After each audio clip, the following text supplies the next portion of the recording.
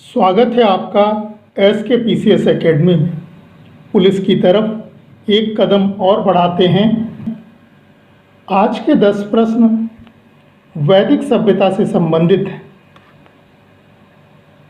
वैदिक सभ्यता, जिसका काल इतिहास में 1500 से लेकर 600 BC तक माना जाता है। इस सभ्यता के आधार 4 वेद हैं: ऋग्वेद, सामवेद, यजुर्वेद और अथर्ववेद। वैदिक सभ्यता के संस्थापक आर्य माने जाते हैं और यह भी माना जाता है कि आर्य मध्य एशिया से आए थे, अर्थात ईरान और कैस्पियन सागर के क्षेत्र से आए थे। तो चलें, पहला प्रश्न देखें। निम्न में से किस नदी को ऋग्वेद में मातेतमा, देवीतमा एवं नदीतमा संबोधित किया गया है? ऑप्शन है सिंधु, सरस्वती, वितस्ता, यमुना। सही आंसर हो जाएगा सरस्वती नदी को जो है ऋग्वेद में इन नामों से संबोधित किया गया है। क्या कहा गया है? मातेतमा, देवीतमा और नदीतमा कहा गया है। यह सबसे पवित्र नदी थी। नेक्स्ट क्वेश्चन, गंगा एवं यमुना नदियों का हमें सर्वप्रथम उल्लेख मिलता है, किसमें मिलता है? ऑप्शन है ऋग्वेद, सामवेद, यजुर्वेद, अथर्ववेद। सही आंसर हो जाएगा ऋग्वेद में मिलता है। ऋग्वेद के विषय में आप लोग यह भी ध्यान रखिएगा कि ऋग्वेद पद्य में लिखा गया है। इसमें कुल 10,462 श्लोक हैं और 1028 मंत्र हैं। 10 मंडलों में बटा हुआ है। तो ऋग्वेद में 10 मंडल, 1028 मंत्र और 10,462 श्लोक हैं। ऋग्वेद के जो श्लोक हैं उनको जो उच्चारण करता था वो कहलाता था होत्र। तो होत्र ऋग्वेद के मंत्रों को उच्चारण करने वाले को कहते थे।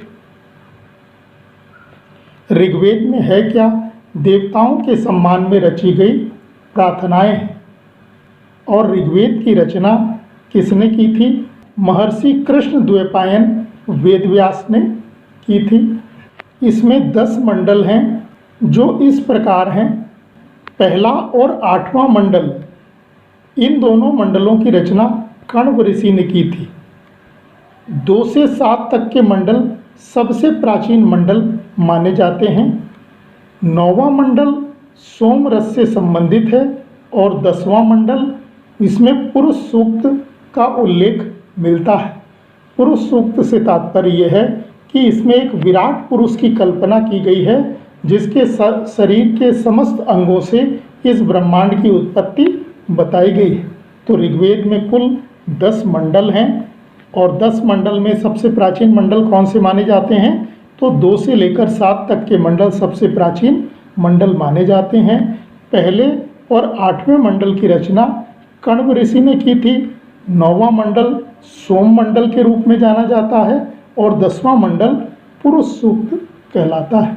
नेक्स्ट प्रश्न, ऋग्वेद के टीकाकार सायण निम्न में से किस राज्य से संबंधित थे? ऑप्शन है कुरु, पांचाल, मथुरा या विजयनगर। राइट आंसर हो जाएगा विजयनगर। विजयनगर के थे सायण और इन्होंने ऋग्वेद पर टीका लिखी थी, अर्थात आलोचनात्मक ग्रंथ लिखा था।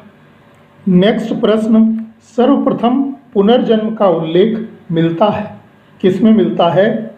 ऑप्शन है छांदोग्य उपनिषद, मुंडकोपनिषद, शतपथ ब्राह्मण, बृहदारण्यक उपनिषद।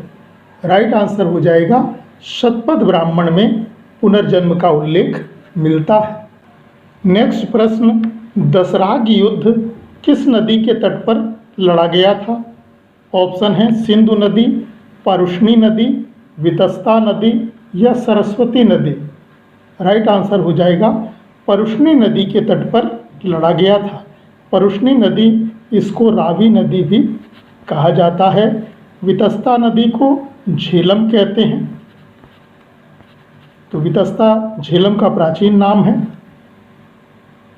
और दसराग युद्ध किस नदी के तट पर लड़ा गया? रावी या परुष्णी नदी के तट पर लड़ा गया था। इसमें एक तरफ भरत जन के राजा सुदास थे और दूसरी तरफ 10 राजाओं का संघ था। तो एक तरफ 10 राजाओं का संघ था और दूसरी तरफ भरत जन के राजा सुदास थे। इस युद्ध में भरत जन के राजा सुदास की विजय हुई थी। नेक्स्ट प्रश्न, प्रसिद्ध गायत्री मंत्र किस धर्म ग्रंथ में है? ऑप्शन है ऋग्वेद, यजुर्वेद, सामवेद, अथर्ववेद। राइट आंसर हो जाएगा ऋग्वेद में गायत्री मंत्र वर्णित है। यह भी ध्यान रखिएगा, ऋग्वेद के मंत्रों का उच्चारण होत्र करता था, यानी होत्र कहलाता था। यजुर्वेद के मंत्रों का उच्चारण करने वाला अध्वर्यु कहलाता था, अध्वर्यु। सामवेद का उच्चारण करता उद्गात्र कहलाता था और अथर्ववेद का उच्चारण करता ब्रह्मा कहलाता था। और ब्रह्मा सभी का निरीक्षण भी करता था। नेक्स्ट प्रश्न, एशिया माइनर तुर्की से प्राप्त बोगस कोई अभिलेख को निम्न में किसने खोजा था? ऑप्शन है Cunningham, Winkler, sir John Marshall, Mortimer wheeler. सही उत्तर हो जाएगा विंकलर ने एशिया माइनर का बोगस कोई अभिलेख खोजा था। और ये बोगस कोई अभिलेख 1400 ईसा पूर्व का है और इसमें 4 वैदिक देवताओं के नाम भी मिलते हैं। कभी कभी ये प्रश्न भी आता है कि बोगस कोई अभिलेख में कितने वैदिक देवता? तो 4 वैदिक देवताओं के नाम मिलते हैं। कौन कौन से 4 वैदिक देवता हैं? एक है इंद्र, दूसरा है मित्र, तीसरा हो जाएगा वरुण और चौथा हो जाएगा नासात्य। तो इंद्र, मित्र, वरुण और नासात्य, इन चारों वैदिक देवताओं का उल्लेख बोगस कोई अभिलेख में मिलता है।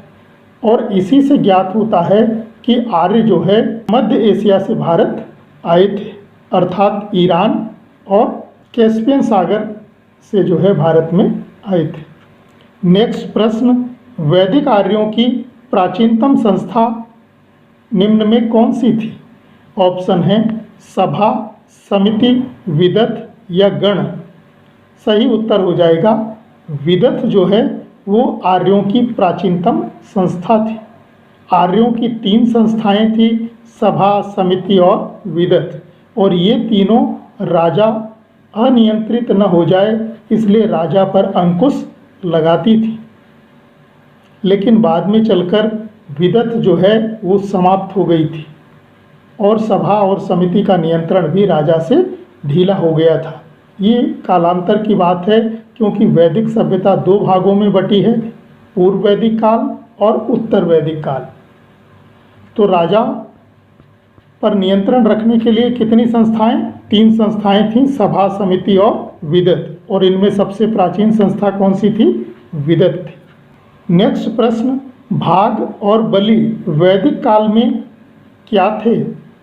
ऑप्शन है प्रशासनिक विभाग, परिवहन व्यवस्था, राजस्व के साधन, सैनिक प्रबंध। राइट आंसर हो जाएगा राजस्व के साधन थे। भाग और बलि कर थे। बलि कर जो है प्रजा अपनी स्वेच्छा से राजा को देती थी और भाग भूमि कर होता था।